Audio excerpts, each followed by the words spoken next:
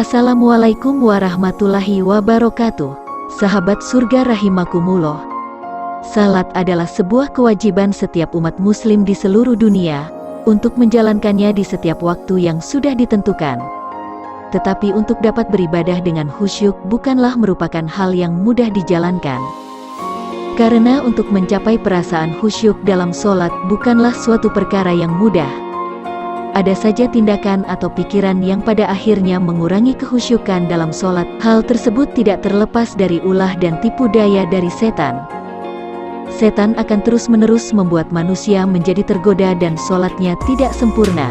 Ternyata ada beberapa tanda yang bisa diketahui jika orang yang sedang sholat sedang diganggu oleh setan. Berikut 9 tanda-tanda adanya godaan syaitan. 1. Ketika berwudu.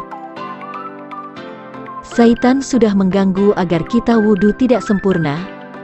Berwudu menjadi sekedar membasahi atau suka melebih-lebihi atau mengurangi jumlah basuh yang seharusnya cukup 3 kali. Maka pastikan kita benar-benar berwudu secara sempurna. 2. Was-was dalam berniat. Biasanya perasaan was-was ini akan muncul dan berlangsung hingga saat sholat. Hal itu membuat orang menjadi ragu terkait dengan ibadahnya yang sedang dijalankan. Semisal saja tadi niatnya sholat apa ya, atau tadi niatnya berapa rakaat, dan lainnya.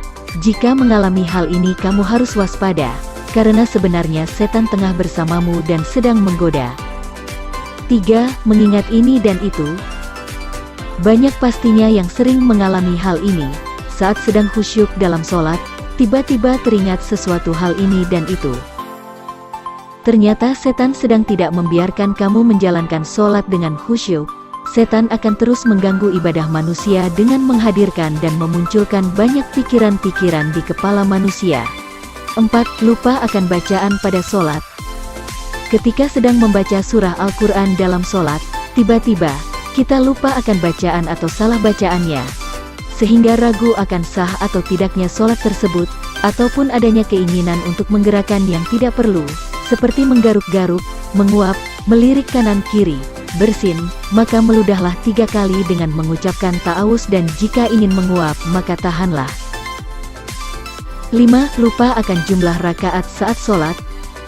Terkadang ragu untuk melakukan sujud sahwi, karena merasa sudah cukup jumlah rakaatnya, namun hati kecil sedikit ragu. Maka lakukanlah sujud sahwi 2 kali pada akhir sholat dan setelah itu baru lakukan salam. 6. Ragu ingin buang angin atau kentut. Saat sedang sholat tiba-tiba terasa seperti ingin buang angin, sehingga muncul sebuah perasaan ragu apakah sudah buang angin atau tidak. Hal itu merupakan sebuah gangguan yang dilakukan oleh setan untuk mengacaukan ibadah salat seseorang. 7. Tidak fokus pada sholatnya. Tidak fokus dalam melaksanakan sholat juga menjadi salah satu pertanda bahwa setan sedang bersama kamu.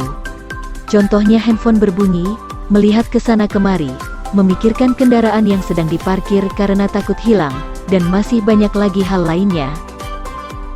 Tidak fokus dapat mencuri perhatian seseorang saat sholat sehingga ibadahnya tidak menjadi khusyuk. 8. Sholat yang tergesa-gesa.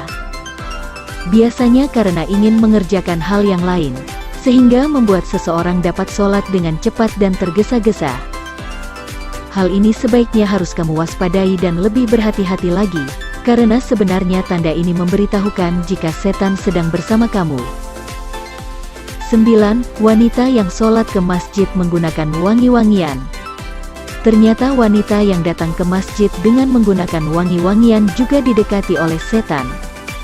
Dengan aroma-aroma tersebut setan justru lebih mudah untuk membuat ibadah sholat orang yang ada di sekitar wanita yang memakai wewangian menjadi tidak khusyuk. Memakai wangi-wangian saat ke masjid merupakan salah satu perbuatan yang dilarang Rasulullah bagi kaum wanita. Nah, itu dia 9 tanda jika kamu sholat sedang bareng dengan syaitan. Semoga kamu dapat menyadari ketika mengalami ke-9 hal di atas. Jangan sampai ikut terpedaya oleh godaan setan ketika sedang menjalankan ibadah sholat. Agar terhindar dari godaan semacam ini, para ulama mengajurkan agar sebelum salat kita membaca istighfar dan al-muawizatain, yaitu surah Al-Falaq dan surah An-Nas. Wallahualam bishawab. Demikianlah informasi ini, semoga bisa memperbesar keimanan kita kepada Allah Subhanahu wa Ta'ala. Segala kebenaran datangnya dari Allah, dan bila ada kesalahan itu dari kesilapan kami.